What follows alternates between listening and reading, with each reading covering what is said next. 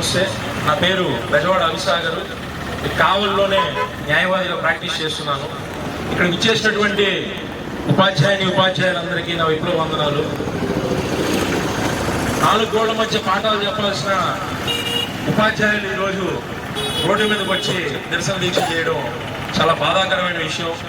ప్రభుత్వాలు ఈ విషయం మీద ఆలోచించాల్సిన అవసరం ఎంతైనా ఉంది.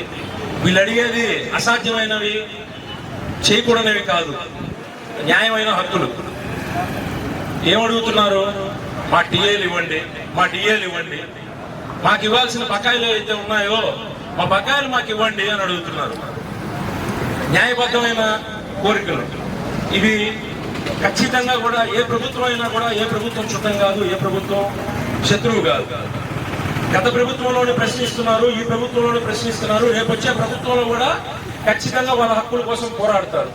ఎందుకంటే నేను ఈరోజు మా మిత్రుడు మేమందరం వచ్చి కూడా ఈరోజు ఇక్కడికి వచ్చి మాట్లాడుతున్నామంటే మీ టీచర్స్ దగ్గర విద్యాబుద్ధులు నేర్చుకొని ఈరోజు మేము న్యాయవాదులుగా సమాజంలో గౌరవంగా బతుకుతున్నామంటే మీరు నేర్పించిన విద్యాబుద్ధుల వల్లే.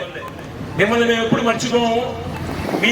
మీలాంటి టీచర్స్ వల్లే మేము ఈరోజు ఈ స్థాయిలో ఉన్నాం. ప్రభుత్వానికి మేము న్యాయవాదులుగా ఒకటే విజ్ఞప్తి చేస్తున్నాం.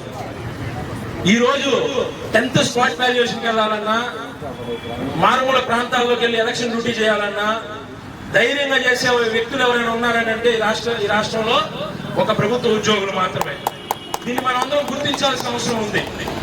ఎండొచ్చినా వానొచ్చినా ఆఖరికి చాలా మంది, ఇది దిగ్భ్రాంతికరమైన విషయం ఏంటంటే ఎంతో మంది ఉపాధ్యాయులు 10th స్పాట్ వాల్యుయేషన్కి వెళ్తా వడదెబ్బలు తగిలి చనిపోయిన వాళ్ళు ఎంతో మంది ఉన్నారు.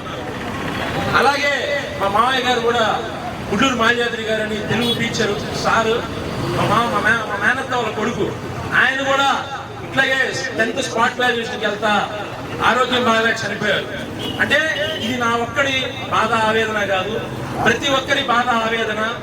ఇటువంటి విషయాలన్నీ కూడా ప్రభుత్వం సానుకూలంగా స్పందించి వాళ్ళ సమస్యలు పరిష్కరించవలసిందిగా మేము మరీ విజ్ఞప్తి చేస్తున్నాము. Thank you.